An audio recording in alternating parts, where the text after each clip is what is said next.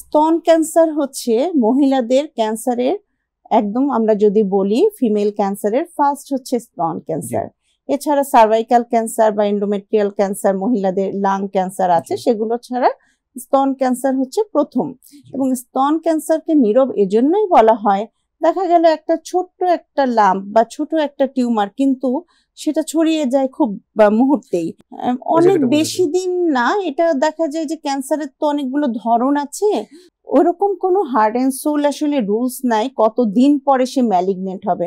কিছু কিছু benign tumour থাকে, যেমন লং স্ট্যান্ডিং বেনাইন ফাইব্রোএডিনোমা, সেটাও ব্রেস্টের একটা টিউমার, কিন্তু এটা বেনাইন টিউমার, এটা দেখা যায় ম্যালিগনেন্ট হয় না। কিন্তু যেটা প্রথম থেকেই ম্যালিগনেন্ট, সেটা তখন দেখা যায় যে খুব দ্রুত শরীরে ছড়িয়ে যায়।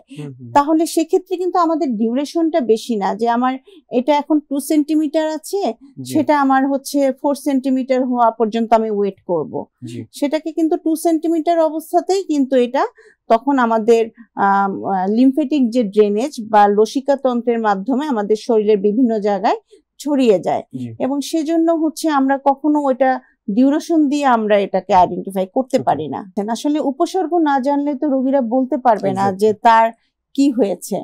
এই যে আমি আপনাকে একটু আগে বলেছিলাম যে রোগী হয়তো একটা চাকা নিয়ে আসতে পারে, যে তার একটা মোবাইল একটা হয় তার বগলের নিচে চাকা, অনেক সময় ব্রেস্ট ক্যান্সার, ব্রেস্টে টিউমার হয়েছে কিন্তু খুব এটা ছড়িয়ে গিয়েছে বগলে, যেটা নাকি খুব আর্লি হয়, আমাদের বগলের নিচে চাকা অথবা ব্রেস্টে একটা চাকা।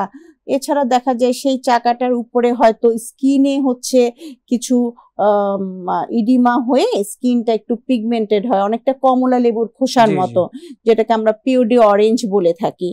যে ওটা দেখলেই বোঝা যায় যে এটা হয়তো একটা ম্যালিগনেন্ট ট্রান্সফরমেশন, নরমাল যে টেক্সচার তার থেকে একটু অল্টারড হয়ে যায়, সেটা একটু অল্টারড হয়ে যায়।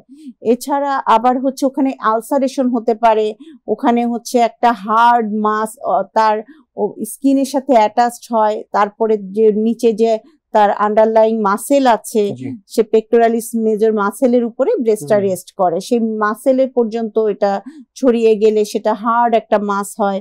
অনেক সময় নিপিলের ডিসচার্জ থাকে, দেখা যায় রেডিশ একটা ডিসচার্জ হয়, অথবা ব্লাড স্টেন যে ডিসচার্জ হয়, সেই ডিসচার্জের মাধ্যমেও পেশেন্ট বলতে পারে যে তার একটা টিউমার বা হচ্ছে ম্যালিগনেন্সি হয়েছে।